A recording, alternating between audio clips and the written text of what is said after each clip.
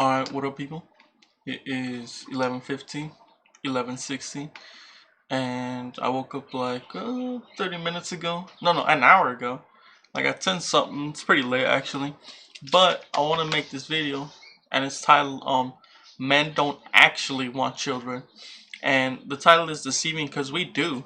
Like, people want to be dads. Well, dudes want to be dads when they get 20, 30, even 18. But like, we get overwhelmed and we don't know if we can do it, but here comes the girl, here comes the woman, and she convinces us to do it.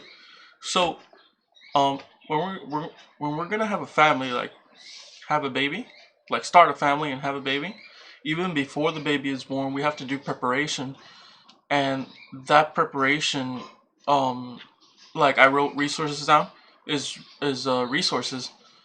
Well, yeah, and those resources are space, time, and money. Like very practical in my mind. The girl doesn't think this way though. And the preparation is, in order for me to start a family and have a baby, I need a house. And it's not just any house, like a small house. Like I need a good, solid, big house. But the girl, she, it surprised me. Like the girl doesn't care. Like she's like, baby, big house, small house, apartment, my mom's and dad's house. And I say, damn, like now that I see her, like, cause I'm a sparrow, right? And I want like a good solid nest. Dude, like she doesn't care as long as like there's one twig on it. As long as there's a nest, like she'll do it. Like she'll hatch. I want to be like comfortable. She doesn't care about comfortability. She's like, I want a baby no matter what, and I like that will and determination. But it does freak me out because like space would be nice, you know. So the money is the main thing that a guy, a soon-to-be dad, thinks about. It's not the space. Like we can decide on the space. It's not the time. Like I already know I'm gonna be working and giving hours to the Lord and everything. So the main thing I'm thinking about is money, like the most practical. And for money, the main question that intimidates me and I fear the most is how hard am I gonna be working? You know, like like a lot.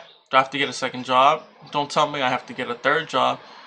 Uh, like am I gonna be sweating? And stuff like that. Then comes the money. Like okay, like how much do we actually need to get a crib and everything? Um, like the the time also worries me because I'm not gonna have time for myself, and that sucks. Like I always want to live like I'm single, but I know that I have to give time up. So it's funny how I give up time, money, and space, like my life, so the baby can have life. There's something spiritual in that, definitely. But I understand that I'm not gonna have time anymore. Like I'm not a single person anymore. Like when I was like 18, yeah, you can do stupid, like go to a party, watch Netflix, blah blah blah. But that stage is over. The space, yeah, like I'm not in my room anymore like a boy. Like we're gonna find a space together. Doesn't matter where. Like I want, like I said, like a good house, but the girl doesn't care. I could see the other couples, like the girl doesn't care. Like she's determined. And so the main thing that worries me is the money. Like also the time, like how much I have to give, but the money, like how much money do I need? Like hundreds, thousands, and um, it overwhelms the man. Like it scares him. Like it really freaks us out because the girl will say like, yeah, we can do it, but she's not the one like getting two jobs, so it really freaks me out. So the man like breaks off from that, like, oh damn girl, like damn baby, like maybe we shouldn't start a family, maybe we should wait. Yeah, that yeah, that's his excuse. Like so as he won't seem like a total failure, he'll be like, yo, maybe we should wait like a year or two or months. And the girl sometimes relents because she understands his point of view, but he will eventually give in. Like the girl just keeps going and going and going.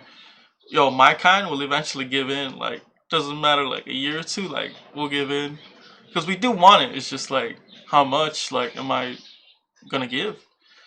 So the man says like, let's wait till we have a big house. Let's wait a year. let me collect some money first, like all like weak excuses.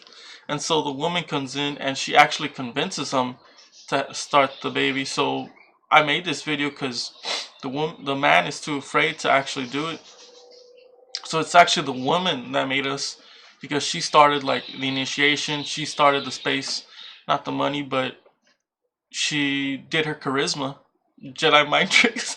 She did her charisma, and then we can start a family. So I said like the man gives in. How do we give in? She convinces us and everything. So we're in fear, like we're shocked, like we're totally freaking out. Like when you see a man start a family, even before he does it, like he's freaking out. He's just looking like an animal. Like he's talking about it with his friends, like, "Hey, my girl wants to start a family," and the other guys look around and give him advice, and yeah, like he's just he's just done for. So the girl actually steps her game up and convinces him. So he says like, "Babe, like, what about the money?" The girl says like, "We can do it, but we need like more practical, not just like good words." So she says, "Don't worry, babe. Like I can get a job too, or part-time job too." We say like, "Who's gonna take care of the children then?" Like people say kids, but like who's gonna take care of the baby? No, we can take care of the baby like in our room, but who's gonna take care of the children? Because the man is thinking, like, check this out. We're thinking like 20 years into the future, like all the way to college. It's that like intense. She says like, "Don't worry, my aunt or sister can babysit. We can get a what's it called? A babysitter." Okay, so we got the money. She's helping me. We got the time for the children because we're getting a babysitter. And I say like, "Babe, like this isn't gonna be our space forever, right?" And she says, "No, like we could eventually move out. Like this is fine enough, or don't worry, we could have a separate room, you know." So she convinces us like in all like the practical ways that we're worrying about space, time, and money. And so after being told that, and she uses sweet words too, like she's smooth, like she comes out to like all like relaxing, and then she even uses the really high voice, the cutesy one. Like I don't even know how to do it, but you guys know it. Like when she wants something, dang, you know, like that.